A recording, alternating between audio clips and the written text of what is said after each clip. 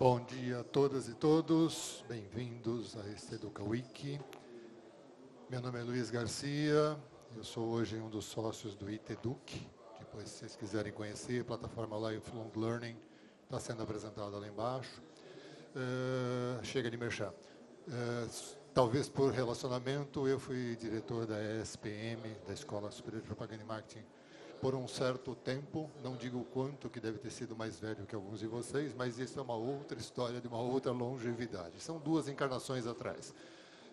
E talvez tenha trombado com muitos de vocês, inclusive conheci muitas das pessoas que estão aqui através deste relacionamento com as escolas. Pronto, Merchan 2 fechado, a gente agora já se conhece. Dentro dessa história, e com um enorme privilégio de mais uma vez ajudar a realizar o Educa Week, na verdade, de participar como alguém que ajuda a que este momento aconteça, a que estas pessoas se reúnam, a que esta inteligência seja compartilhada, que crie algumas novas respostas e muitas novas questões. E, particularmente, este painel é um painel que me interessa muito como um ponto focal da educação. Na verdade, a educação merece atenção em todos os pontos, mas esse ponto primeiro, deste painel de investimento da primeira infância, desafios e oportunidades, ele é fundamental. Ele realmente é fundamental, sem ser redundante com a própria história do Funde, né? Mas ele realmente é fundamental porque a gente hoje continua tendo um gap muito sério desde o começo. E isso só vai se agravando ao longo do tempo. Então, por mais que toda a escala mereça intervenção, com certeza, começar direito ajuda muito. Tá? E esse é uma semente de longo prazo. E é uma semente necessária que precisa ser cultivada com carinho. E eu tenho certeza de que este ambiente, estas pessoas, que a gente pode começar a continuar a trabalhar estas relações, essas sementes, né? Esse espaço fértil. Para que isso aconteça, a gente tem os nossos agradecimentos formais. O primeiro e sempre é para vocês, que abriram mão de tantas agendas, de tanto trabalho, de tantas outras coisas que a vida nos coloca, para estar aqui, para ampliar repertórios, né? Para consolidar conhecimentos e ampliar conhecimentos de uma forma muito grande. Parabéns e obrigado, porque a gente realmente faz futuro estando juntos e fazendo acontecer. Segundo, a essas pessoas incríveis, né, que a gente vai ter o prazer de apresentar daqui a pouco, e, obviamente, o terceiro merchan, mas aquele necessário, que banca boa parte do evento, que banca a gente estar aqui, que é a SD Student Travel, o ITEDUC, o Educational Leaders, FTD, Lenovo, Colégio Bandeirantes, Colégio Vértice, Liceu Jardim, Blink Learning e a Epson. Né? E, como diria os nossos amigos de antigamente, sem mais delongas, tá? Eu sou de antigamente, né? Quando eu nasci o mundo era em preto e branco, depois foi ganhando cores, enfim, então é uma outra dinâmica.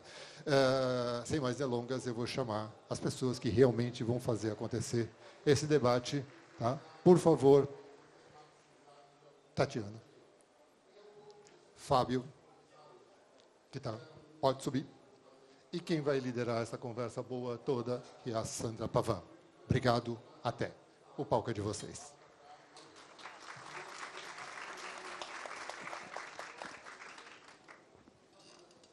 Obrigada, Luiz. Gente, queria muito agradecer todo mundo que está aqui.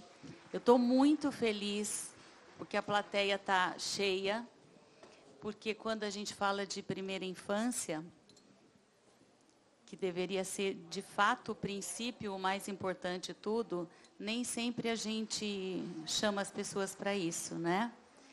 Então, estou muito feliz que todo mundo está aqui. E para contar para vocês também que esse não era um tema trazido nas primeiras edições do Educa Week. E eu estou com o Marcos desde o primeiro, essa é a 8ª edição. E no começo eu vim assistir, depois eu vim dar palestra, até que há 3 anos atrás eu falei, Marcos, mas precisa ter um espaço maior para a primeira infância, para a educação infantil. E ele, generoso como é, né, eu sou muito grata a ele por isso, ele falou, tudo bem, se você cuidar. Né? Então, assim como o Luiz, nós somos fã desse projeto e a gente tem muita admiração pelo Marcos, então a gente está fazendo isso. E esse ano nós conseguimos montar 3 painéis para falar de educação infantil. Então, queria até já convidá-los, a gente fez de propósito deixá-los todos no mesmo dia. Para quem tem interesse, quer fazer aí como se fosse uma trilha. 2 horas a gente tem aqui também um outro painel e depois às 3h30. Quero agradecer a Tati, que está aqui, o Fábio. Quero justificar que a professora Zilma está com virose esses últimos dias e ela tentou se recuperar para poder estar aqui. Infelizmente não está. Eu acho que quem conhece sabe que ela é uma referência para a primeira infância. Acho que quem cuida desse assunto já leu os livros dela. São livros indicados para concurso público de educação infantil. Foi uma das pensadoras da educação infantil na BNCC, sobretudo ali para escrever os campos de experiências, e ela me ligou hoje de manhã muito chateada, mas o mais importante é que ela se recupere. A Renata estava aqui conosco ontem, participou como plateia, mas também fez uma cirurgia recentemente, e hoje não acordou bem, por isso não está aqui. E aí nós tínhamos pensado 4 pessoas, 2 que são mais da linha da formação de professores, assessoria para currículo, que é a professora Zilma e a professora Tati. E 2 pessoas que estão na gestão, né, que é a Renata, que é a diretora pedagógica, e o Fábio. E Deus é bom, a gente está aqui podendo falar desses 2 lugares, né, de quem faz formação e de quem está na condução da escola. Eu vou ler o currículo da Tati, e a Tati vai falar, depois a gente faz isso com você, tá bom?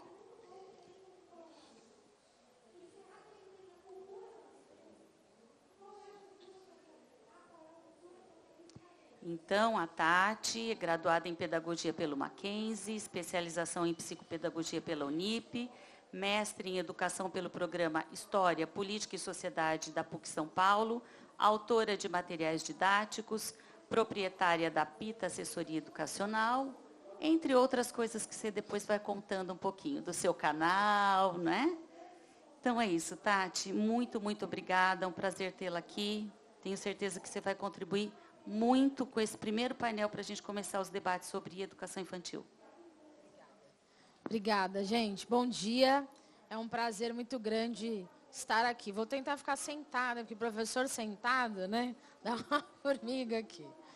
Bom, entre outras coisas, eu também trabalho com formações e tenho canais aí no YouTube, nas redes, para de alguma forma contribuir, devolver para o mundo tudo que a educação fez por mim. Não é papo de palestrante, é real.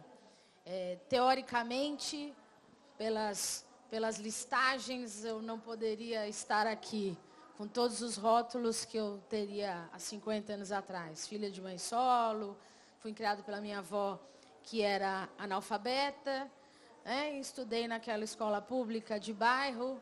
E se estou aqui, se tenho tudo que tenho, foi porque a educação transformou minha vida. E essa é a minha motivação. Trabalhar em prol da qualidade da educação do nosso país. Falar da primeira infância é algo muito especial. Particularmente, eu já trabalhei em todos os setores da escola, né? Da educação infantil, após, diretora, coordenadora. Mas eu vou dizer para vocês que o que eu mais gosto mesmo são os piticos. São os piticos porque a educação acontece lá. Aproveitando quem for aqui gestor, diretor, coordenador ou mesmo professor, quando vocês quiserem saber como é que se aprende de verdade, quando vocês quiserem lembrar como se aprende, vai lá olhar as crianças. Já repararam uma criança pequena quando põe a mão na cintura? Eu não sei se vocês têm filhos pequenos ou trabalham nessa área, mas quando uma criança pequena põe a mão na cintura e estica um dedo, é defender tese de doutorado.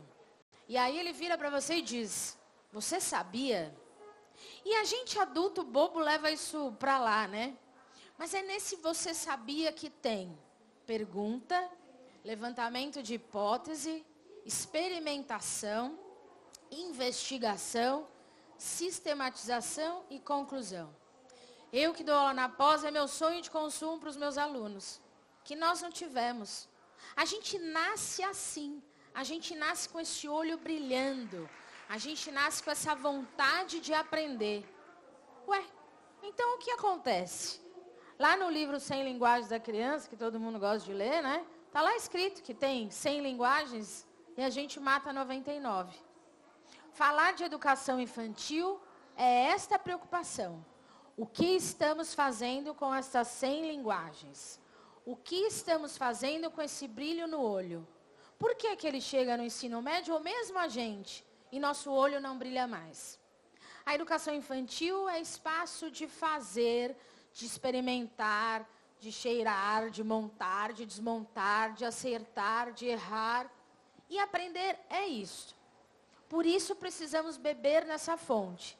Não só para entender como construir melhor os outros segmentos, mas principalmente para ter mais responsabilidade em cuidar deste espaço. Na pandemia, eu estava no meu prédio, como todos nós, encarcerados, preocupados, desesperados, vai passar, não vai. E eu estava escrevendo, eu escrevia um artigo para uma editora, estava lá escrevendo, quando da minha janela comecei a ouvir meu vizinho, da varanda de baixo, Arthur. Arthur, na época, tinha uns 4, 5 anos. E Arthur começou a conversar com a menina da outra varanda, a Júlia, da de baixo. Papo bom. E aí, tudo bem? Como vocês estão? Papapá. E lá pelas tantas, o Arthur disse, vamos brincar? E a Júlia falou, não dá para brincar. A gente está cada um numa varanda. Não, dá sim. Em 40 minutos, eles brincaram maravilhosamente bem. Minha piscina virou uma floresta, tinha soldados, tinha piratas. E eu, como uma boa professora, aquela velha professora, chorava compulsivamente. O Arthur nem imaginava que aquela brincadeira inocente viraria depois um monte de coisa que eu escrevi e falei. Arthur, naquele dia, mostrou e me lembrou qual a importância de resolver problemas. Ele me lembrou o que é brincar, o que é entender o mundo. De novo, falar da educação infantil é lembrar disso. Qual foi a última vez que vocês aí brincaram? Qual foi a última vez que resolveram um problema de uma forma natural, analisando possibilidades e variáveis? Percebe que todos esses itens que eu estou colocando são competências esperadas para o mercado hoje. Se a gente tem lá, por que está indo embora pelo ralo conforme a gente vai crescendo nos segmentos? É porque eu preciso de um adulto que olhe para essas competências e essas habilidades. Eu preciso de um adulto que valorize infâncias. Eu tenho o privilégio, porque é um privilégio, de andar por esse Brasil e conhecer pessoas da rede pública e privada e suas histórias. E cada dia que eu entro nas escolas, eu lembro e valorizo cada vez mais isso. Escola é feito de pessoas, por pessoas, para pessoas. Eu preciso, então, cada vez mais fazer esse espaço humanizado. E este profissional de educação, que é um dos itens importantes para a valorização da educação infantil, ele precisa ter claro qual é esta responsabilidade de lidar com este serzinho que tem toda essa curiosidade, que tem todo esse poder de realmente aprender, às vezes mais do que eu adulto, e eu tenho responsabilidade em traçar caminhos para ele. Não traçar caminhos para repetir modelos. Colhe o algodão no coelho, feijão onde for, hoje é dia de ver se maçã é verde, até porque vermelha, porque se a maçã fosse verde ou tivesse de outra cor, não é? É este menino que tem olhares diferenciados. Este adulto, que é o professor da educação infantil, ou todas as pessoas de sua rede, de toda a comunidade, precisam estar cada vez mais preparados para lidar. E aí vem, acho que, uma questão que eu gostaria de deixar aí de pulguinha atrás da orelha para vocês, como eu, refletirem todos os dias. O que estamos fazendo com as infâncias? Temos crianças em situação de vulnerabilidade, resolvendo problemas de adultos. temos crianças em situações confortáveis sendo educadas pelo celular. Outro dia eu fui a uma escola e a professora disse, meu filho de 2 anos não larga o celular. Mas quem pôs na mão dele? Antes de ir para o mundo virtual, eu preciso provar o mundo presencial. Provar o mundo presencial é olhar para a nuvem, é tomar chuva, é experimentar sabores, é fazer gelatina colorida, dar risada, é correr, é ir para o parque. Mas aí volta para a gente. Nós adultos, qual foi a última vez que você olhou para as nuvens, brincou de gelatina, tomou chuva, foi no parque? Então, o que estamos fazendo deles? Pilhamos crianças com rotinas enormes. Voltamos aos mais favorecidos. Judô, ping-pong, karatê, aula disso, aula daquilo, são muito importantes. Mas que hora, como o Armandinho fala numa tira dele, não sei se vocês já viram o Armandinho, ele diz, que hora é você criança? É preciso valorizar as infâncias, porque são de acordo com cada região. É preciso respeitar as fases de desenvolvimento. É preciso oportunizar um real espaço de experimentação. Para isso, eu preciso de um profissional capacitado. Eu preciso de investimento nessa capacitação. Eu preciso de um olhar curioso. Eu preciso de alguém que entenda que cuidar é importante, faz parte, obviamente, mas que eu aprendo cuidando. Que criança, mesmo bebê, é um cidadão de direitos, que precisa ter vez e voz. Assim como o Arthur, que tinha vez e voz naquela brincadeira, que resolveu o problema. Eu não posso mais fazer coisas mecânicas com essas crianças. Para eles aprenderem, eles precisam fazer. E para fazer, eu preciso dialogar. Mas já reparou como é que eu vou dialogar com um bebê? Como é que eu vou dialogar com alguém que tem 2 anos? É um diálogo um pouco mais difícil, num idioma talvez esquecido. No olhar, na escuta ativa, no toque, no cheiro, na aproximação, no calor, no cuidado, na atenção. Novamente, não sei se vocês têm filhos, mas se tiverem, sabem que as crianças contam absolutamente tudo pra gente. Os jovens também, não é? A gente percebe o outro. Não percebe aquele seu bom amigo, aquele amigo que você está sempre, você fala, nossa, menino, hoje está tudo bem? Você não é assim. Eles também. Eles são claros e transparentes. Então, eu preciso de um profissional que saiba ler esses gestos, ler este olhar, ler este carinho. Para isso, agora de um lugar maior, precisamos de um investimento mais significativo de políticas públicas voltadas para a educação infantil. A educação infantil precisa se empoderar do seu lugar. Os documentos que a gente tem hoje, inclusive com a própria BNCC, que traz já esse empoderamento, nos mostra que a educação infantil não é um estágio antes da escola. Aliás, eu brigo bastante até com as professoras, né? Às vezes a gente faz isso até com mãe. E agora você vai para a escola, hein? Agora tem prova, agora é sério. Como não era? Lá também era sério. Lá também era muito importante. Lá também talvez seja muito mais importante do que eu. O professor de educação infantil é muito mais importante do que eu, professora da graduação ou da pós. Porque é lá, e não é só teoria, que de verdade está essa base. Políticas públicas que valorizem esse espaço e que dialoguem com a sociedade, mostrando que lá não é só um espaço cuidador. Eu não deixo meu filho na escola apenas para trabalhar. Claro que isso é importante e necessário, principalmente no país em que a gente vive.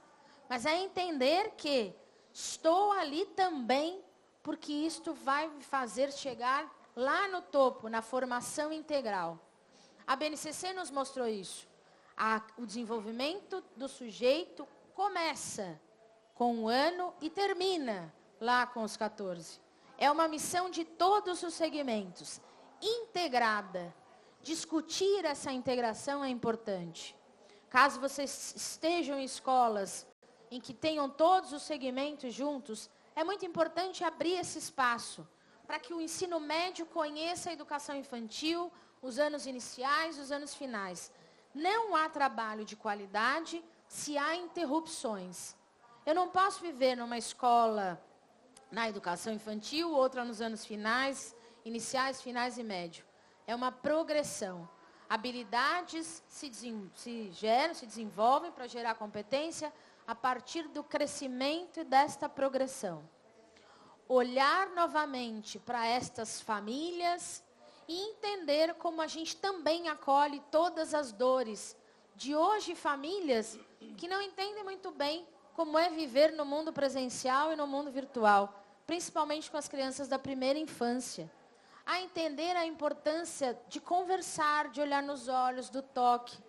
Quando eu vou falar com pais, muitos me questionam o tempo.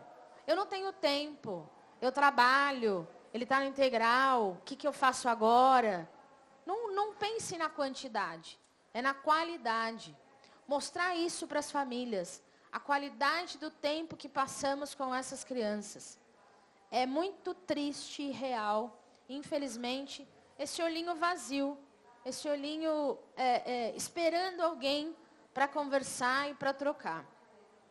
Problemas que não eram das crianças, como ansiedade, medos, angústias, que estão chegando na primeira infância.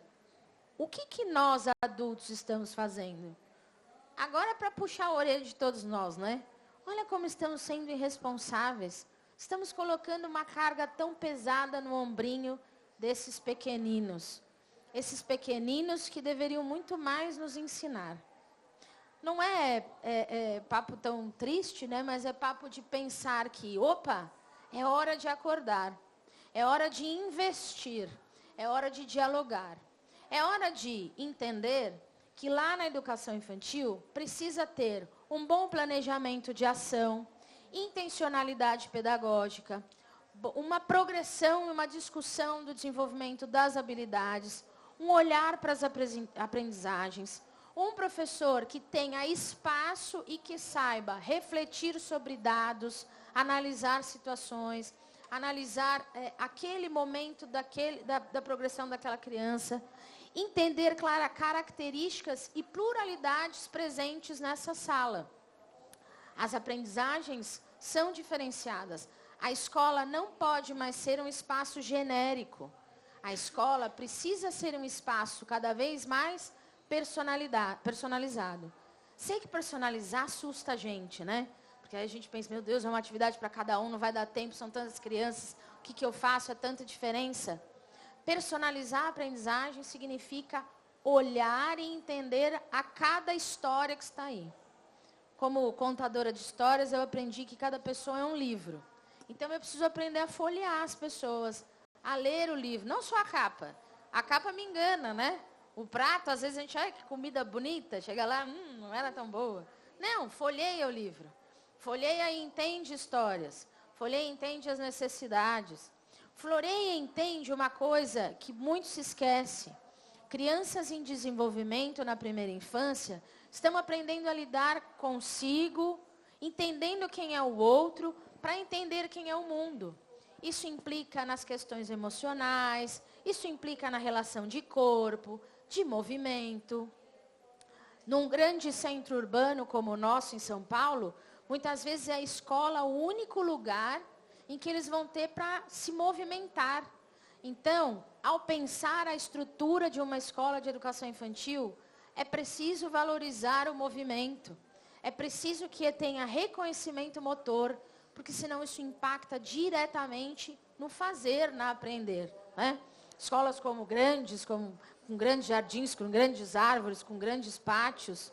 Mas nós não temos isso, mas que a gente valorize o correr, o pular, o movimentar. Olha um dado importante e significativo até. Conversando com professores de educação física, nesses tempos de formação, alguns deles me relataram a grande dificuldade das crianças hoje em pequenos movimentos, de pular, de correr. Eles têm medo. Não vou pular. Não, eu não consigo. Não, eu não sei. Olha que responsabilidade. Como é que você quer que ele escreva na linha minúscula do seu caderno e se organize, se ele não consegue se organizar no espaço, né? A gente tem hoje uma quantidade menor, né, nas famílias, menos filhos, quase nenhum, ou um no máximo. Como é que eu chego lá na escola e lido com essa pluralidade? Outro ponto importante. Escola é lugar que acolhe o plural. Escola que inclusiva não é escola para característica A, ou B ou C. Escola inclusiva é escola que entende que eu também faço parte dessa inclusão, porque eu também tenho qualidades e tenho desafios. A escola inclusiva é a que olha para o outro. Então, outro ponto importante. Investir na formação dos professores, internamente nas escolas, é trabalhar com eles essa pluralidade, esse lidar com essas especificidades, com essas maneiras de aprender. É também investir nesse espaço de educação infantil, a partir da pluralidade, com materiais diversos. Bonecos, livros, imagens reais, né? Saindo desse modelo estereotipado, para que as crianças possam ter contato com essa variação de mundo. Outra historinha boa, né? Uma vez, filho de professor, né? O filho de uma amiga, fez um desenho pequeno. Começou uma época, fazia desenho, pintava tudo de preto. Aí foi para a coordenação, para a orientadora. E aí a orientadora chamou a mãe. Falei, olha, o senhor não está com problema? Tem alguma coisa acontecendo? E ela, não. Não é possível. Porque tem alguém, né? Pintou de preto, tem que chamar. Vamos ver se a gente reencarna Freud aqui, porque tem algum problema. E não tinha nada. Já chamaram o menino. Um rapazote, ele era todo animadão igual o pai, ficava de bermudão, boné para trás, igual o pai. Animado, o pai era surfista. E ela falou, filho, por que você está pintando desenho de preto? Você faz o desenho e pinta tudo de preto? Ele falou, porque está de noite. O rapaz descobriu à noite. Era só ter perguntado. Por que a gente tem dificuldade de perguntar e conversar? A resposta é diferente, mas estava de noite. Quantas vezes a criança fala para você, escuta, como é que faz uma casinha? Aliás, se eu pedisse para vocês fazerem uma casinha agora, como é que vocês fariam uma casinha? Faz aí no ar mesmo. Aquela basicona, né? Triangulinho, pá, meter uma portinha, uma janela, uma chaminé. Que eu só fui ver chaminé quando fui para campus aos 16 anos, acho. Macieira, então, aquela árvorezinha básica. Fui para Monte Verde antes da pandemia. E aí a mulher no orquidário, ela falou assim para o marido, olha uma macieira. Eu, aonde? Meu marido, falei, não, quero saber. 50 anos, eu nunca vi uma macieira, mas eu aprendi a desenhar uma macieira. A gente não estudou na mesma escola. Então, por que a gente faz o mesmo desenho? Que tal na educação infantil? Olha que bobeira. Pôr uma caixa com imagens reais. E quando a criança te falar, como é que faz uma casa? Toma aqui várias casas. É essas várias casas, é esse boneco de várias cores. É tirar essa nuvem que tem cara e essa letra que dá tchau, que não existe. E ir para uma palavra real, para um nome real, para placas verdadeiras, para imagens verdadeiras.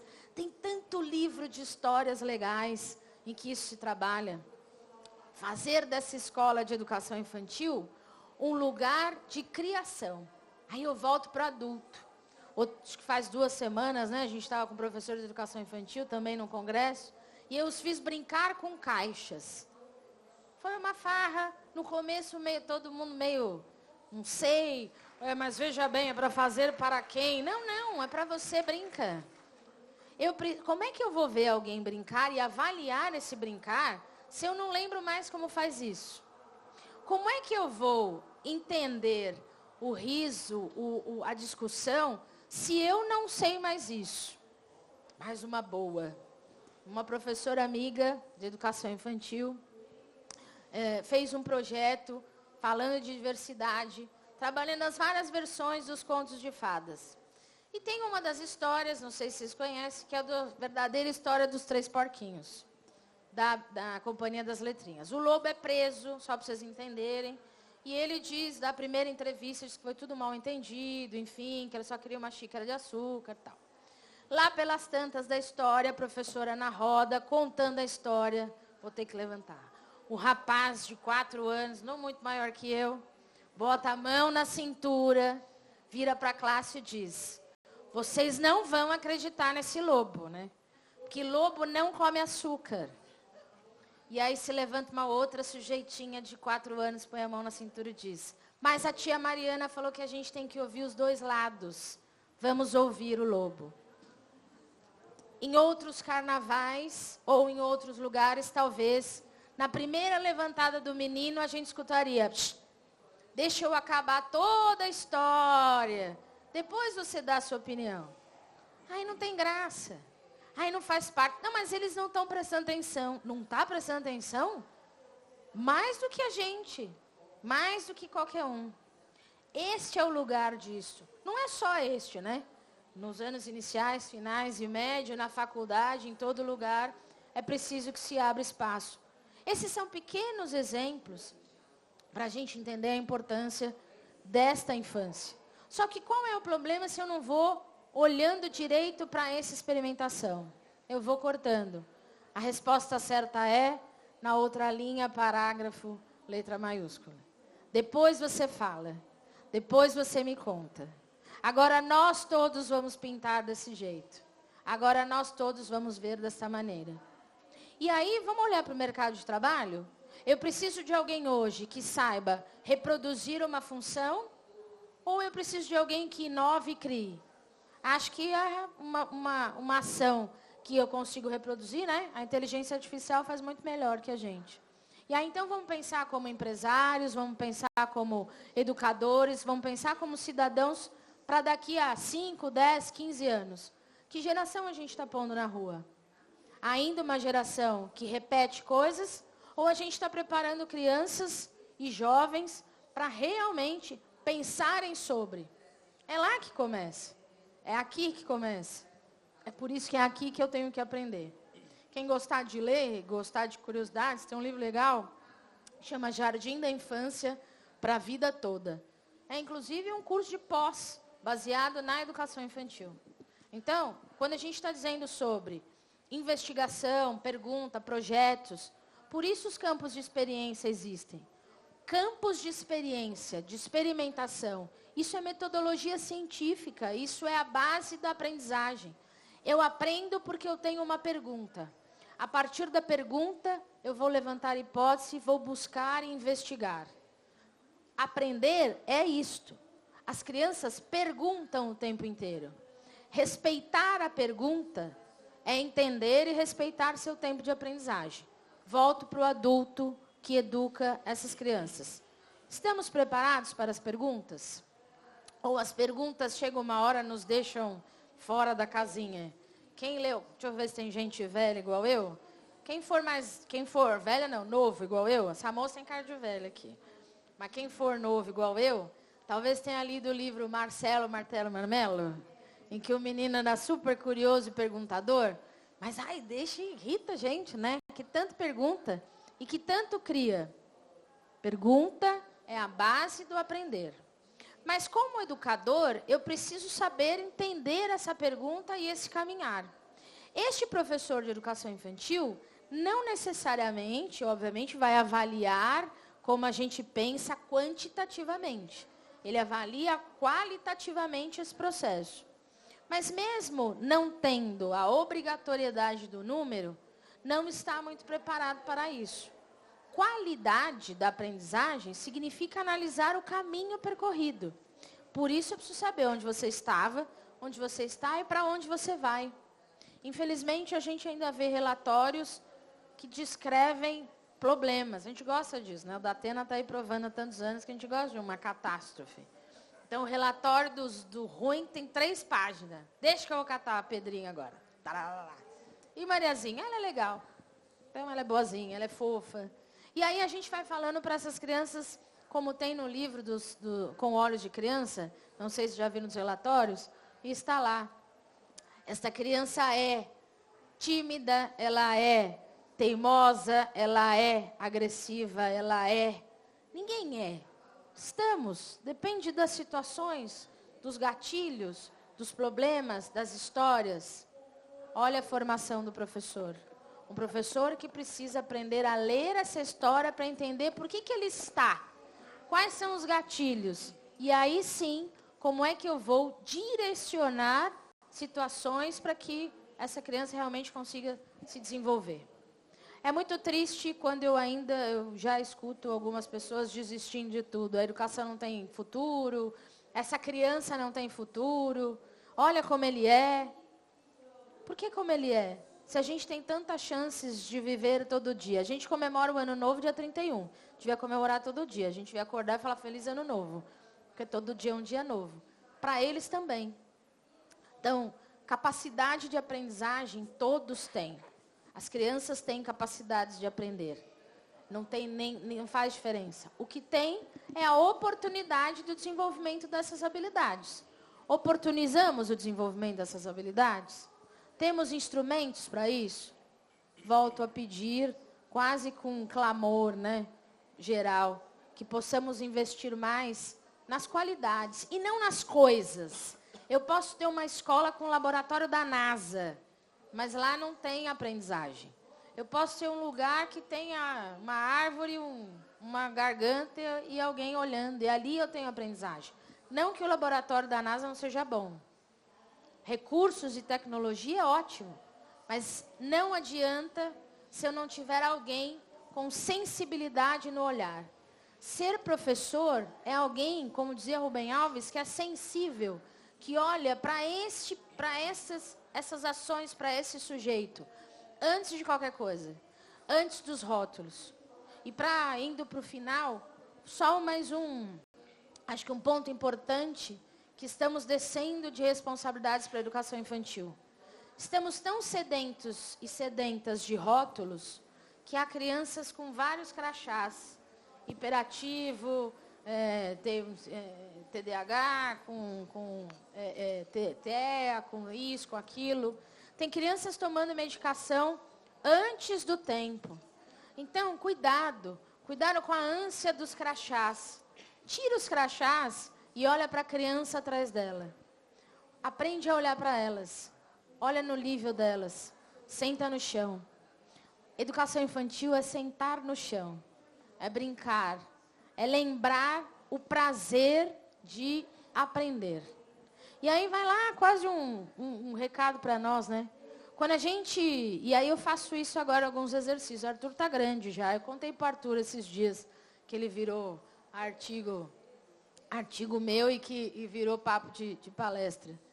Quando eu estou chateada, eu me esqueço de coisas, eu lembro do Arthur, que lá naquele dia mais difícil, no meio do olho do furacão, como a gente estava, Arthur me lembrou da pequena Tatiana, aquela que tinha brilho no olhar.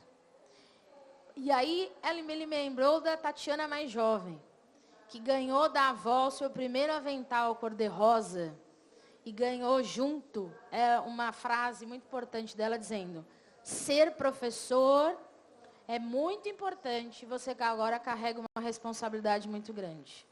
E eu honro a minha avó, o avental rosa e essa missão. Falar então dos pequenos, é pedir e clamar para que a gente cada vez mais honre ser professor. Quem trabalha com educação, entenda, em qualquer setor. Ontem eu estava falando com a galera de edição de livro. Qualquer lugar que a gente trabalhe, direto ou indiretamente, com educação, que a gente se lembre da responsabilidade do que é isso. Não nos assusta quando a gente vê, o médico trocou o frasco, morreu. Morreu agora. Mas a gente não sabe que as nossas palavras, os nossos atos, principalmente na primeira infância, matam ou fazem florescer. Que a gente faça cada vez mais florescer. Que a educação infantil seja esse jardim, mas não da infância cuidadora só. Da infância que floresce aprendizagens. É isso.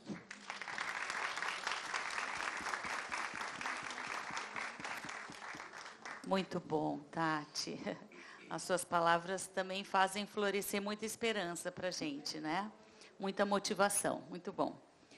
E Fábio, o Fábio Fadel, administrador de empresas, gestor escolar, CEO fundador da Rede Fadelito de Educação Infantil, presidente do LIDE Futura Educação, com especialização MBA na PUC em Empreendedorismo e Marketing e na FIAP em Administração, Negócios e Marketing. Extensão universitária na Universidade de Chicago e no MIT. Boa tarde, pessoal. Bom dia, já boa tarde, né? Obrigado pela presença de todos. Obrigado, Sandra, pela oportunidade. A Jurema, que aqui não está. Se em alguns momentos eu der uma rateada, que eu estou com uma laringite um pouco forte, eu paro e volto aqui. Na verdade, a minha oportunidade aqui de troca é trazer para vocês um pouco desse setor privado da educação infantil. O Brasil tem algumas características que não são muito comuns no mundo, né? Os países mais desenvolvidos, a educação pública é o que comanda e a educação privada são para alguns feudos, né? Como em Portugal tem o colégio militar, que é para os aristocratas ali, a mesma coisa acontece na Inglaterra, e muito parecido também nos Estados Unidos.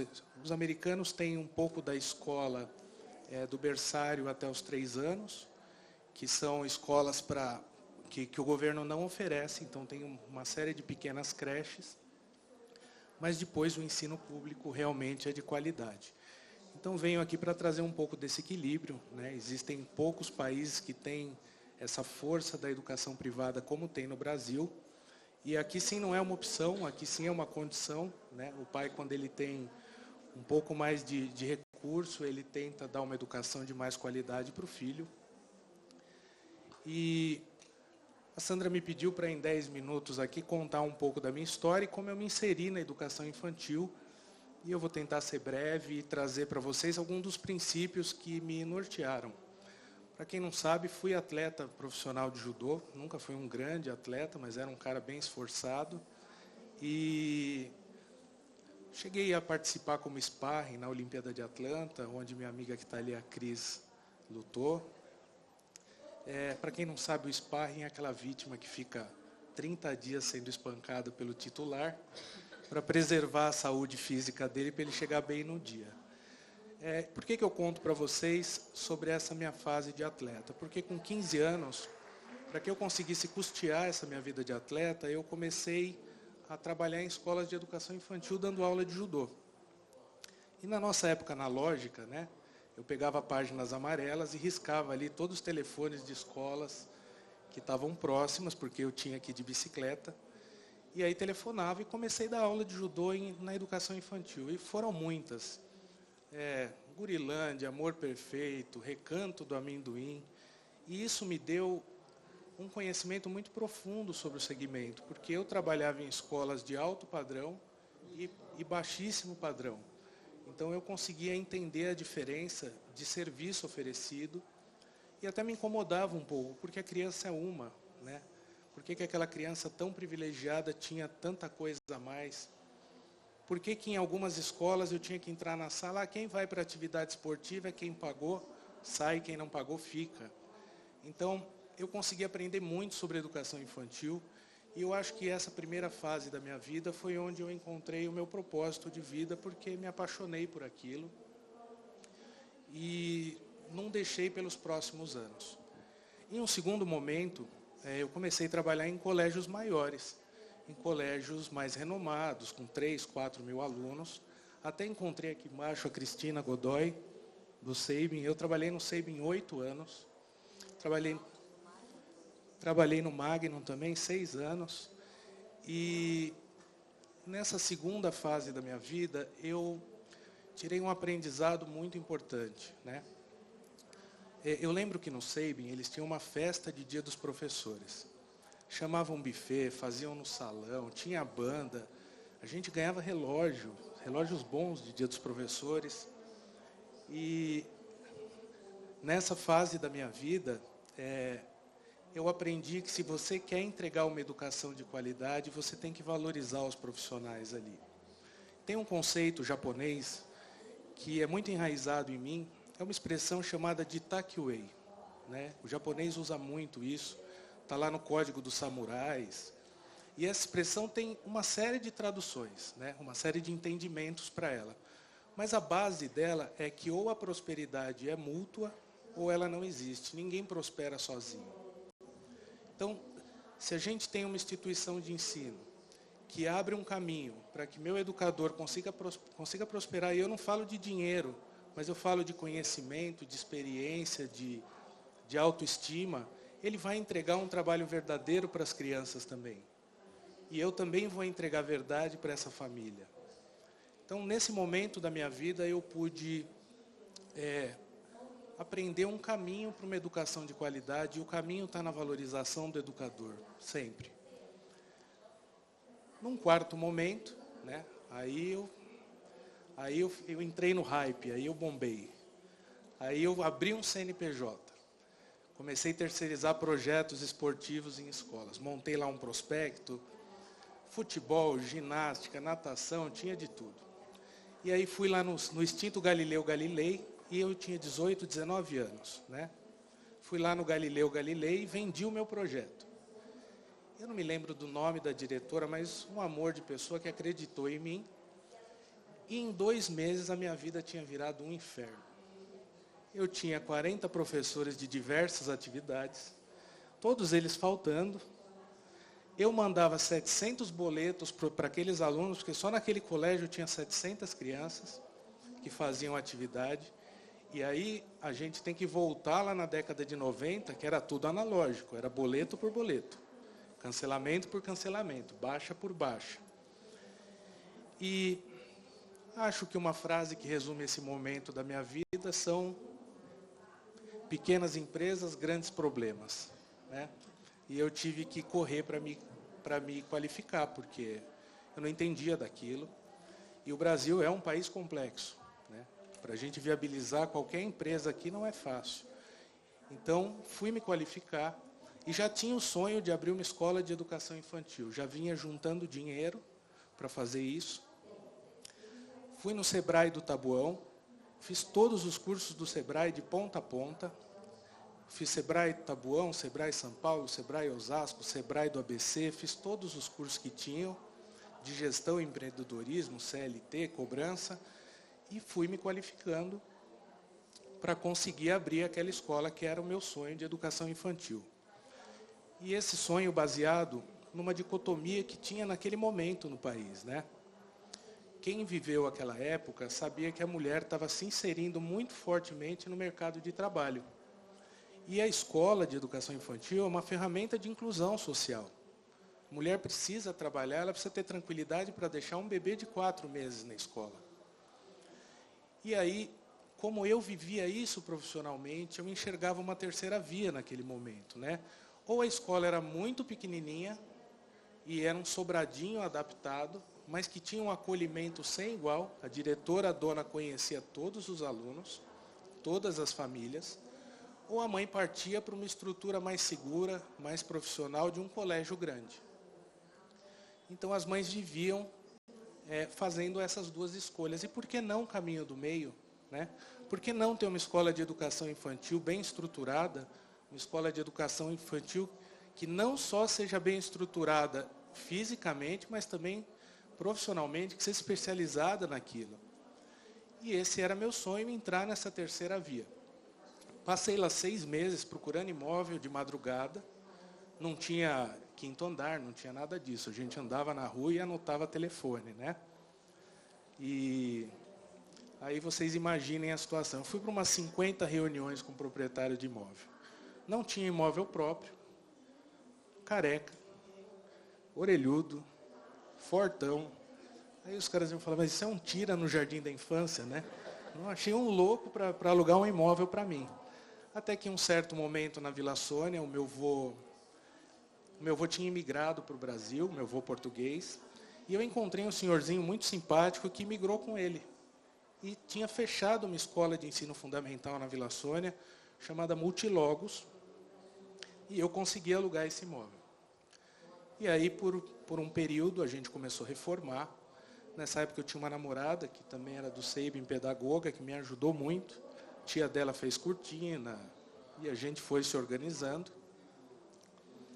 E aí eu acho que eu vou deixar 2 dicas para vocês, talvez, se vocês me permitem, né? Eu contratei um pedreiro chamado João, um heterotop, um cara estiloso que cobrava por diária. Eu achei que eu tinha sido muito esperto, ele prometeu que terminaria em 2 meses, eu falei, vou te pagar em diária. Mas acho que a grande falha foi que eu não perguntei o sobrenome dele. E o sobrenome era João Canabrava. Então ele bebia e nas horas vagas ele fazia alguma reforminha. Passados 2 meses, quando meu dinheiro acabou, eu não tinha nem 50% da escola pronta. E aí eu mesmo fui lá e terminei. Passava as madrugadas lá, terminei, pintei. E a gente foi abrindo. Projeto arquitetônico completamente disruptivo, né? Carpete na sala, cadeira de plástico do Macro, que a criança sentava e abria a perna. Um desastre, gente. Olha, eu acho que quando você se apaixona por alguma coisa, quando você acredita muito naquilo, eu acho que as pessoas compram, né? Porque até hoje eu não entendo o porquê que aqueles pais deixaram os filhos naquela escola. Não só pela estrutura, mas pelo conjunto, né? Eu lá na frente, né? Éramos todos muito jovens, não dava para confiar. Mas a escola era grande, tinha 1000 metros, tinha boas salas. A gente inventou algumas coisas novas, fez salas temáticas e aí foi funcionando. Hoje, o Fadelito tem 29 unidades em São Paulo. Somos, apesar de não tão grandes, a maior rede de educação infantil do Brasil. E a gente segue firme nessa causa. Hoje, uma parte da rede é própria, uma parte da rede com parceiros estratégicos. A gente trouxe para o grupo pessoas notáveis, pessoas estratégicas que amam a educação e estão com a gente nessa jornada. Inclusive, obrigado, tem alguns companheiros de vida aqui. A gente tem uma equipe maravilhosa, tem pessoas que entregaram a vida ali pelo nosso sonho e com isso a gente vem realizando essa revolução na educação infantil, porque era algo inviável financeiramente. E no Brasil existe uma legislação que você pode ser associação, né? E aí você não paga impostos, IPTU e uma série de incentivos. Nós não somos associação, a gente paga todos os impostos, não tem nenhum tipo de manobra e a gente consegue ter boas escolas e escolas prósperas. Mas sempre com uma boa infraestrutura e com o acolhimento da escola pequena. Alguns anos depois, eu viajei um pouco para entender essa questão da educação infantil no mundo. Há um tempo atrás, há uns 6, 7 anos atrás, eu fui fazer uma imersão numa cidade próximo de Londres, chamada Teignmouth. E fiquei lá um mês. Aproveitei para aprender um pouco de inglês e fiquei alojado ali, numa casa de família e numa escola de educação infantil. Essa escola era chiquérrima, caríssima, os alunos moravam lá. E, gente, a hora que eu entrei nessa escola, eu falei, não é possível que é esse lixo. A escola era fedida, tinha um carpete na escola mofado, uma bagunça assim, de material espalhado, mesas bagunçadas, papel de bombom para todo lado. E naquele momento eu não conseguia entender, né, o porquê daquela escola ser tão afamada, tão reconhecida e tão cara. Os filhos dos maiores empresários de Londres estudavam lá. E depois de um tempo, eu consegui começar a entender essa particularidade. O latino gosta muito de aparência. O europeu não. A gente compra aqui uma mesa, independente se ela vai durar 10 anos, porque ela é bonita e ela é de fórmica. Mas o europeu não. O europeu está preocupado se o professor lá tem qualidade. Se o professor lá tem boa formação, ele não quer saber do carpete. Ele quer saber quem vai atuar com o filho dele. Então essa também é uma dificuldade que a gente tem aqui no Brasil e na maioria dos países latino-americanos. Porque a gente ainda gosta de andar com o carrão, com o rodão, com o correntão. O europeu anda lá com a BMW de 7 anos, mas ele quer qualidade, ele quer fundamento, ele quer densidade no que ele está recebendo.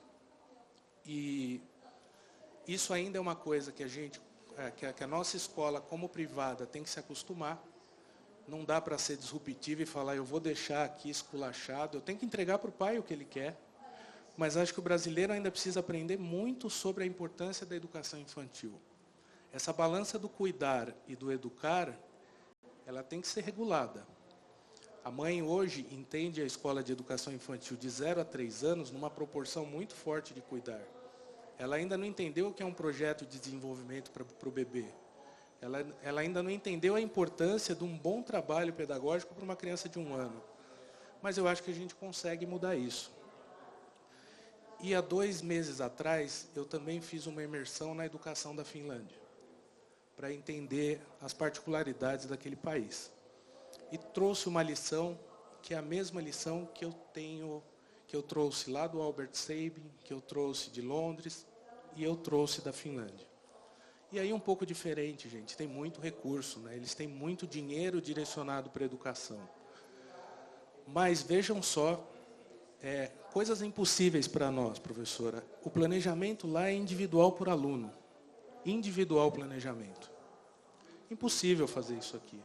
Acho que até na escola privada é muito difícil. Você vai atuar com aquela criança que tem problema, mas você não consegue pegar uma sala inteira e montar um planejamento. E vejam um estágio acima disso. A nossa diretora e coordenadora muitas vezes não tem um planejamento individual de desenvolvimento da educadora. Ela tem que conhecer forças e fraquezas daquela educadora e também desenvolvê-la. Uma outra particularidade deles, gente, e vejam só, a diretora ganha quase o mesmo salário que a professora. E aí eu tive a oportunidade de perguntar para uma diretora e falar, mas por que você quer ser diretora? Você ganha a mesma coisa e tem um monte de responsabilidades? Ela falou, porque eu, como professora, só podia mudar o mundo pela minha sala, e eu, como diretora, eu posso mudar o mundo pela minha escola. Mas a professora é tão respeitada que ela é que trata diretamente com os pais. A diretora apenas organiza a escola. O vínculo da escola é com a professora. Só que para você ser professora lá, você tem que ter mestrado. Não existe professor sem mestrado na Finlândia. Então vejam só que o investimento, o destaque está sempre no professor. A responsabilidade é sempre dele. E eu acho que é aí que a gente consegue elevar o nível da educação infantil e valorizar a educação infantil. Eu não sou totalmente contra, mas em alguns momentos eu antagonizo com cursos online de pedagogia. Quem está aqui e fez magistério sabe o valor de experiência que aquelas meninas saíam da escola e vinham atuar com magistério. Então, hoje a gente faz um trabalho muito forte de valorização das educadoras, também muito forte de qualificação delas, lembrando ali do Ditaque Way. E com isso a gente tenta impactar o futuro dessas crianças, porque nós nunca quisemos crescer em número, né? A gente já viu histórias aí terríveis de redes fechando por conta disso. A gente sempre quis ser o melhor, e não por status. Porque acho que quem é gestor escolar, todo dia quando acorda de manhã, você acorda com o peso daquelas muitas crianças que dependem da sua boa gestão, e o futuro delas depende disso.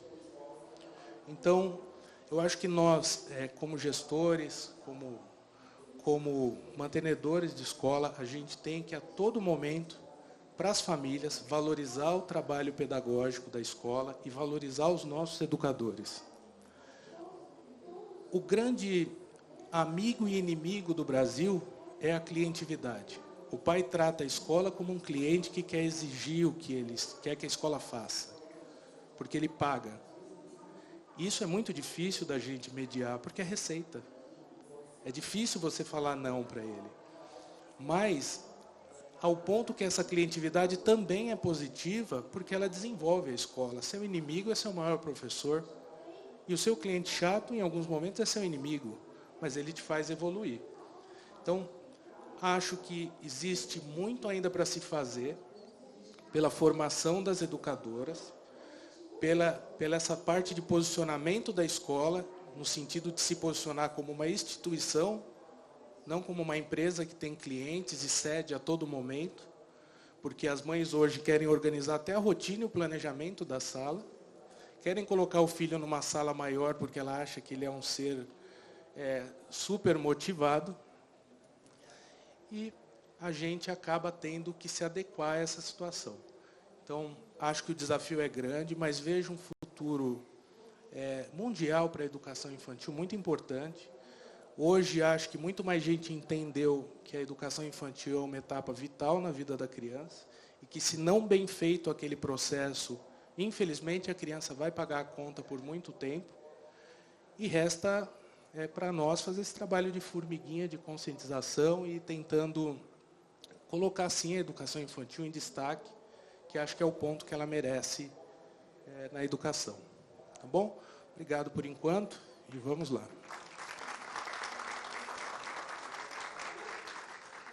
Bom, muito bom. Como eu disse no começo, né? Eu sinto pelo próprio EducaWeek nos últimos anos o quanto a gente tem, de fato, dado mais visibilidade, né? A gente está num congresso que fala de transformação da educação. Ontem eu estive o dia todo aqui. E, claro, existem muitas prioridades na educação, né? Tecnologia, formação, políticas públicas que têm que serem feitas para dar conta de tudo isso, mas ontem eu não ouvi ninguém falar sobre a prioridade da primeira infância. E se não for prioridade, não haverá transformação. Isso, né? A própria neurociência já contou para a gente, né? Que é na primeira infância, nos primeiros meses, onde se dá 90% das redes neuronais são abertas, né? As tais janelas de oportunidade acontecem ali. Outras pesquisas muito claras e muitas pesquisas dizendo que uma criança que frequenta uma educação infantil de qualidade, ela tem muito mais possibilidade de continuar na escola, na educação básica, de ingressar na universidade, sucesso na escolha profissional, diminuição do índice de criminalidade. Isso tudo quando você tem uma criança bem assistida, com profissionais competentes, com planejamento, né? Então, isso é prioridade, isso tem que ser prioridade, né? Infância primeiro, a prioridade é a infância. E aí começam a vir outras coisas atreladas a isso. Vocês colocaram muito bem, que é a formação do professor, né? E aí, semana passada, até o próprio Marcos divulgou aquela pesquisa dos 10 menores salários no nosso país, 5 deles são ligados à educação e o primeiro é do professor da educação infantil. Formação de pedagogia EAD. Hoje, estão matriculados em EAD mais de 60% dos alunos que fazem pedagogia e dos ingressantes são mais de 90%. Né? Como é que a gente ensina humanidade com aulas gravadas? Porque, às vezes, o EAD não é nem que o professor está ali do outro lado trocando, às vezes são aulas gravadas, né? Então, assim, infância tem que ser prioridade e vem junto a formação do professor e a formação dos pais, né? A gente que está na escola, né, sabe o quanto os pais demandam, e no primeiro momento, às vezes, a gente até queixa, né? Poxa vida e tudo. Mas a gente precisa entender também que momento que as famílias estão passando. E, na verdade, eu sempre recorro a isso para falar, né? Quando o Pierre escreveu aquele livro lá em 2000, as 10 novas competências da escola, a 7ª competência da escola, de nós educadores, é formar e informar pais. E a gente também precisa fazer isso, né? Porque esse projeto de educação, ele tem que ser família e escola. Inclusive está na nossa Constituição, né? Responsável pela educação é família, escola e sociedade. E nós vamos ter que fazer isso na escola. E a gente sabe fazer isso, a gente precisa encontrar, talvez, tempo, né? E começar a fazer com poucos, porque quando a gente chama os pais na escola também, às vezes, a gente se decepciona, mas a gente precisa começar a fazer isso, né? Então, lutar pelas políticas públicas para que a infância esteja em primeiro lugar, para que a formação de professores seja valorizada no nosso país, e a gente precisa educar, informar, formar os pais também. A gente tem mais alguns minutinhos, né, Luiz? Eu queria abrir, se alguém tem alguma pergunta. Tem um microfone aí? Olha, hoje a gente tem inglês todos os dias, mas não somos bilíngue, por 2 motivos. Acho que motivo estratégico, até financeiro. A gente tem muita atenção à alfabetização, né? E eu tomo muito cuidado com algumas modas que vão lançando. Eu não acho que o bilíngue seja a moda, tá? Eu acho que está consolidado. Mas o que acontece? Existe um equilíbrio. A Sandra estava falando da questão do valor do salário do professor, que saiu um índice. E o professor mais mal remunerado é o da educação infantil. Mas aí vejam só, gente. A DRE, a Delegacia Regional de Ensino, pede lá uma pedagoga para cada 5 bebês. O Simpro dá férias no meio do ano, estabilidade semestral. Se você fizer a conta, não tem como um berçário custar menos de R$ 2.300 de custo. São 2 pedagogas, CLT, para 10 bebês, mais o aluguel, e podem ser 2 pedagogas para 6 bebês, para 7 bebês. Você tem que arrecadar 14 mil de mensalidade para fazer essa folha. Então, nosso receio inicialmente com o bilíngue foi a escassez de professores. E a gente sempre tem uma proposta que ou a gente faz bem feito, ou a gente faz de verdade ou não fazemos. E a gente não tinha know-how ali para ter bilíngue. Eu acho que o bilíngue, agora a legislação vem para regular tudo isso. Mas tem que ser real. Todos os professores têm que falar inglês. Ele tem que ter 70% de imersão. E eu não tenho. Vou desmontar a escola, a minha servente não fala inglês. Meu porteiro não fala inglês. Gente, a gente não está achando pedagoga para trabalhar na escola. Como é que eu acho bilíngue?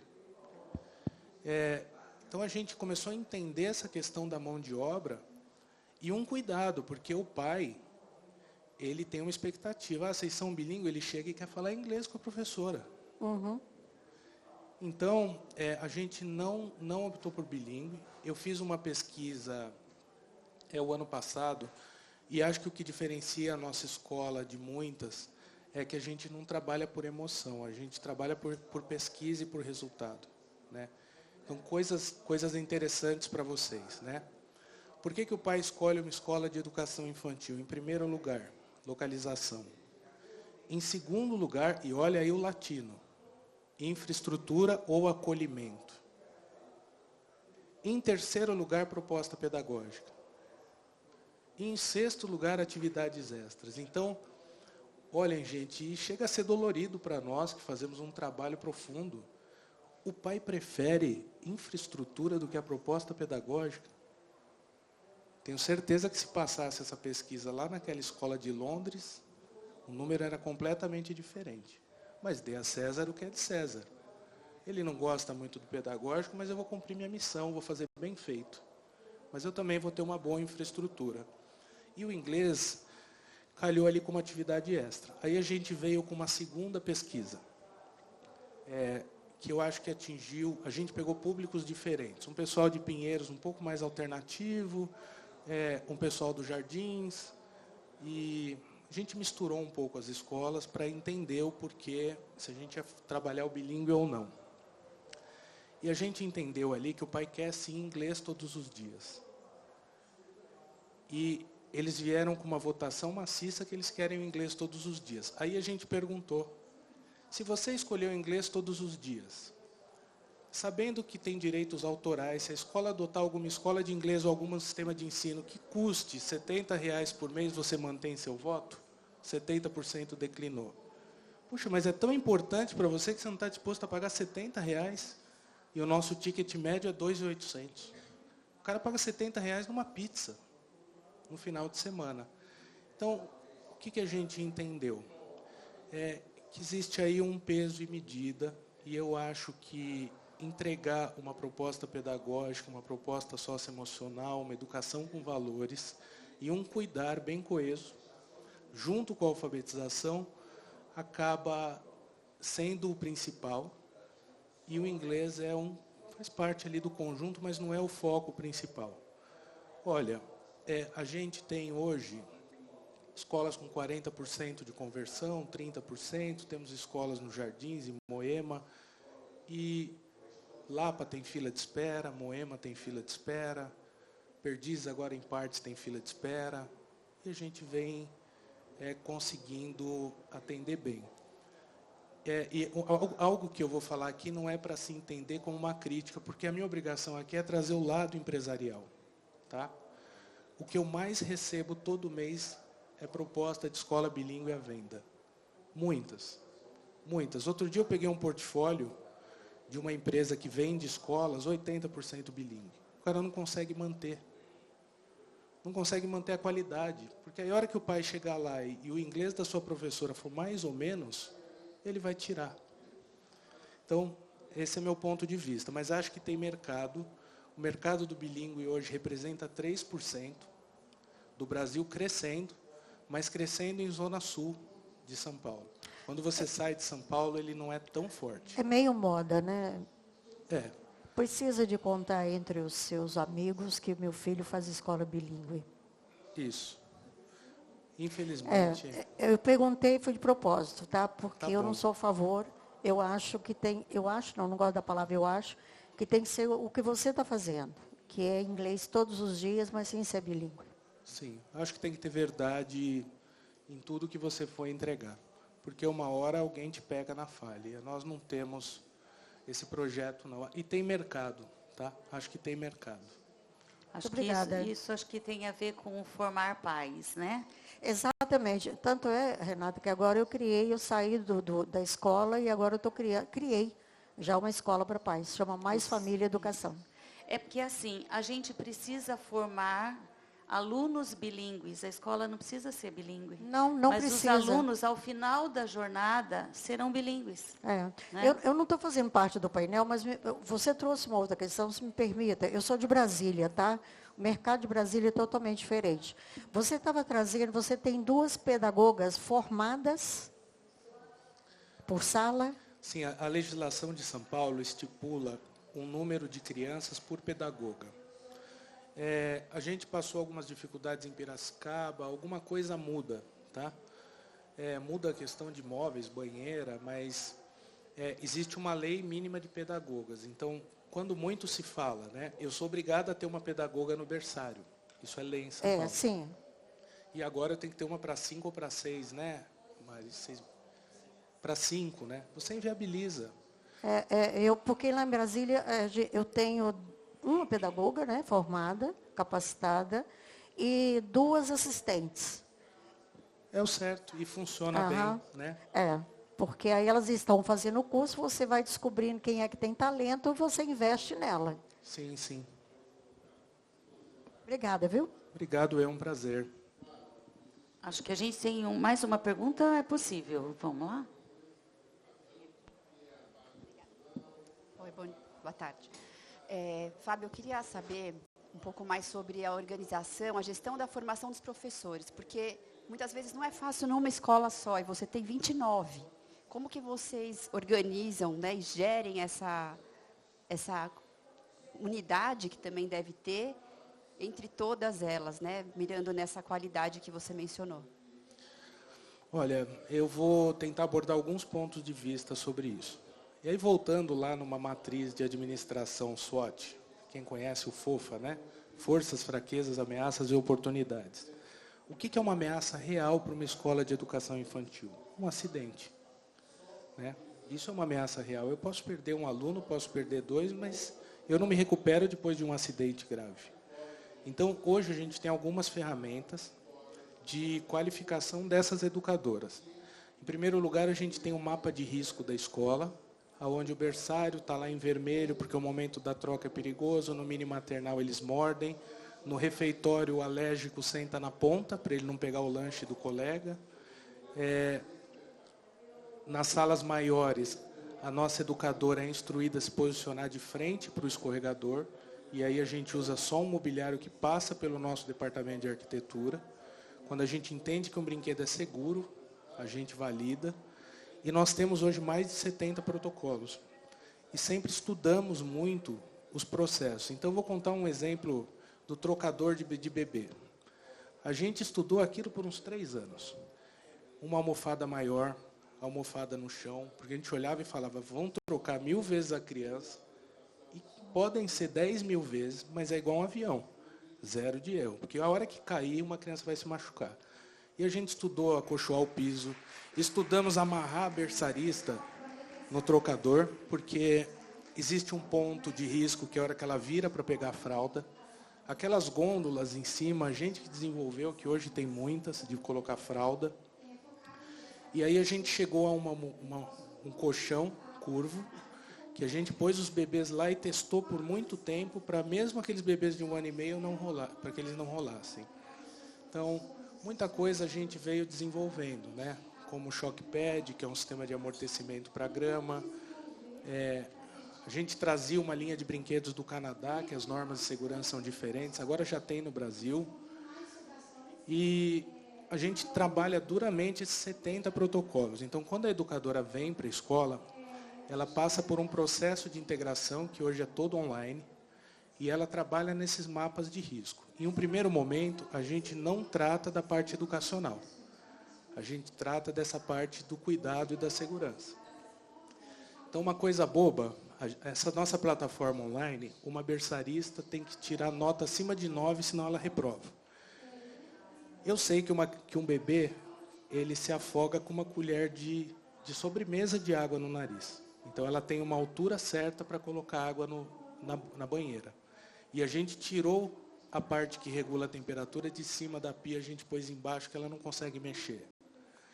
E aí, se ela preencher errado uma pergunta lá, quanto de água você coloca? 1, 2, 3. Se ela errou, ela está reprovada.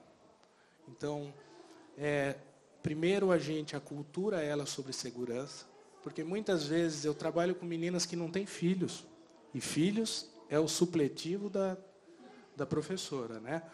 Então, eu tenho que treinar elas a isso, e a gente implica ali muito tempo, investimento e inteligência, para não errar.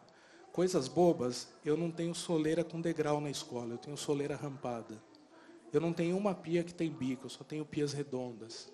Meus espelhos todos têm película de proteção.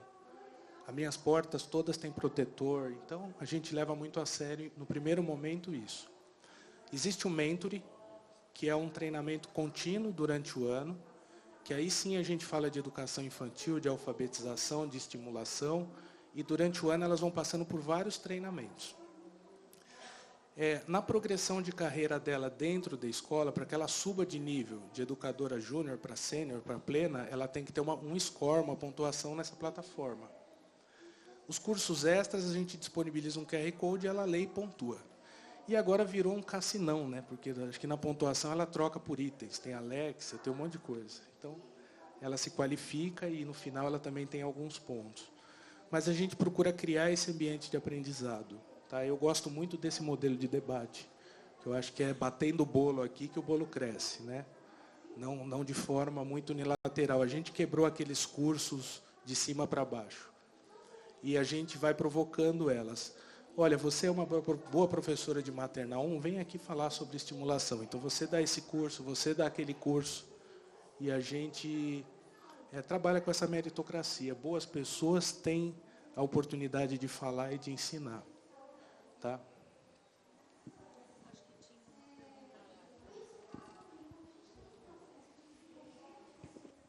Boa tarde. Obrigada pelas contribuições. Eu trabalho com educação infantil há 18 anos e costumo dizer que sou de uma época que o investimento em tecnologia era um diferencial, porque a gente entendia que precisava ensinar as crianças a usar essa tecnologia. Em algum momento, né, e ainda na educação infantil, as crianças já passaram a dominar. E no meio desse tempo, a gente passou por um trauma, né, da pandemia, em que a tecnologia veio de uma forma, né, de fato, a nos preocupar sobre essa utilização. Então, eu queria trazer o tema da tecnologia, e pegando o tema do painel propriamente, é um desafio, acho que todo mundo concorda, e eu queria saber se vocês veem como uma oportunidade. Aí eu vou deixar com a professora Tatiana aqui. Ela é a melhor pessoa para responder. Desculpa, qual é o seu nome? Ana, falar de tecnologia é sempre, eu acho que, importante a gente entender. Você trouxe uma coisa legal de gerações, né? Nossa geração é de um uso de tecnologia, uso da máquina, como liga, como desliga, como faz. Então, ter o jogo, ter a presença, ela era importante. Eu tenho o curso de datilografia, que era essencial, senão você não era ninguém na vida, enfim. Mas eu aprendi a mexer na máquina. Quando a gente fala em tecnologia hoje, é importante a gente entender que a gente precisa, primeiro, perceber que nós estamos falando de comportamentos de consumo responsável dessa tecnologia. E que estamos falando não da máquina, mas de habitar dois espaços. Habitar o espaço virtual e habitar o espaço presencial. Dito isso, é interessante que, quando a gente olha, inclusive para o que está na BNCC, que é uma competência que sim começa desde pequeno, a falar de cultura digital, estamos falando deste comportamento. Então, é muito importante, pensando em primeira infância, que a gente pense muito mais no que é consumo responsável, o que é comportamento, o que é relação de espaço, de entendimento do eu, do outro, do nós, do que é partilhar, do que é trabalhar em equipe, porque isso tudo está lá dentro desses dois lugares. Primeiro eu preciso entender quem eu sou, depois eu preciso entender quem é o outro, depois eu tenho que entender o mundo. Quando eu for entender o mundo, aí sim eu vou entender os lugares que eu vou habitar, inclusive presencial e inclusive virtual. O que hoje a gente lê bastante, e sim, a gente tem vários estudos, inclusive de neurociência, dizendo é interessante e importante que a gente evite, até os 2 anos de idade, esse uso incontrolável de telas. Por quê? A superestimulação leva a uma série de problemas dessas sinapses e sim vai afetar a aprendizagem. O que a gente vive hoje? Qual é o problema? A gente parece que não, é só há 23 anos nesse novo lugar que a gente está habitando. Eu, adulto, estou aprendendo e preciso ensinar o outro. Então, este conflito, este equilíbrio que a gente não tem, é que está causando uma série de complicações. Então, sim, não tenho como evitar, é óbvio que não é um problema, mas é importante que a gente siga as etapas do desenvolvimento. Primeiro, garanta quem eu sou. Depois, garanto o entendimento do outro. Depois, vamos perceber os mundos. O uso da tecnologia como um brinquedo, como um penduricário, como uma atração, essa é perigosa. Porque ela também é um consumo desnecessário. Então, assim, por que a gente vai... Eu sempre brincava com as minhas alunas da pedagogia, sabe? Sexta-feira é dia de assistir filme. Por que eu vou assistir filme na escola? Por que eu vou ficar 3 horas sentado assistindo desenho? É útil? Faz parte? Ajuda? Está na formação? Tem intencionalidade pedagógica? Esse jogo tem intencionalidade? Ele é interessante? Ele ajuda? Então, eu acho que é muito mais uma reflexão de uso e comportamento. Mas, sim, até os 2 anos, ao evitar o uso de telas, a gente já tem vários estudos e é importante que não esteja. Vou aproveitar o gancho da tecnologia que você estava falando, até para encerrar, né? A escola, se ela se programar, se planejar com outras questões, né, não precisa da tecnologia. Para dizer que no painel das 14 horas, nós vamos ter um dos debatedores falando sobre criança e natureza, né? Então, é isso que a gente tem que habitar, é essa escola que eles precisam habitar. Porque de tarde vocês vão ver que se tiver essa outra oportunidade, não precisa da tela, né? O que eles precisam de fato, e logo que eles começam a se autoconhecer e conhecer o mundo, que isso, né, gradativamente desde que nasce, a consciência de como se comporta nesses lugares. Eu acho que isso é muito mais urgente, né? De novo, né, a gente vai fazendo as referências. Na Finlândia, cidadania tecnológica, digital, não tecnológica, ela está no currículo regular desde a educação infantil, onde se trabalha com as crianças sobre fake news, por exemplo. Esse lado do digital, né? Levando para as crianças essa consciência, essa formação, porque somos bombardeados, e eles serão cada vez mais, né? Aonde eu me envolvo, o quanto que critérios eu tenho para escolher as coisas que chegam, né? Então, às 14 horas, a gente fez um painel pensando em pessoas que pudessem falar de políticas públicas e pessoas do terceiro setor, que são instâncias muito complementares, né? O terceiro setor tem proporcionado muita pesquisa, avaliação, trazido dados que colaboram com as políticas públicas. Então, nós vamos ter o Fernando Padula, que é secretário municipal do município aqui de São Paulo, secretário de Educação. Nós vamos ter a Ana Tereza, que é do Conselho Estadual também, que cuida muito da primeira infância no nosso país. Ela vai trazer ali tanto o conceito de primeira infância, quanto as deliberações que o Conselho tem feito, tem se pautado nesses conceitos de infância. A Márcia Bernardes vai trazer uma pesquisa muito atual, feita no estado de São Paulo todinho, ela é da Secretaria Estadual, sobre alfabetização, como é que estão as crianças que deveriam estar alfabetizadas e não estão, né, que é aquele programa Alfabetização na Hora Certa. E o próprio Pedro Hartung, que é do Instituto Alana, vem falar sobre criança e natureza. Acho que a gente vai ter muito resposta para isso que você está trazendo também, que sim, é uma preocupação para a gente. Então, queria agradecer, Tati, agradecer o Fábio, agradecer vocês. De novo, como eu abri, eu quero dizer que eu estou muito feliz da gente ter 3 painéis sobre esse assunto este ano. Isso é esperançoso, que daqui a gente possa progressivamente ter mais e mais, que a gente precisa dar visibilidade para a primeira infância, para o educador da primeira infância, e muitas vezes a gente precisa fazer isso com os nossos próprios colegas da educação, porque os colegas de outros segmentos não estão dando a prioridade, não veem como prioridade, né? Então, estou muito agradecida, desejo que a gente tenha uma tarde muito produtiva. Obrigada. Parabéns, muito obrigado a todos. É só uma última fala, no fundo, é um misto de emocional e profissional. Eu sou avô do Caetano, 2 anos e 8 meses. O pai dele, meu filho, e a minha nora trabalham como educadores numa escola do livre brincar, da autonomia e de todo o processo. E o velho guarda daqui aprende todo dia respeitos e comportamentos em relação a esta criança. E a velha guarda aqui aprende todo dia que eu acho que eduquei certo os meus filhos no momento deles. E eu não saberia educar meu neto neste momento. E talvez a maior aprendizagem continue sendo aprender junto. Respeitar, olhar, diversificar. Tá? Tenho o privilégio de passar pelo menos um dia por semana, muito tempo com ele. E aprendo muito.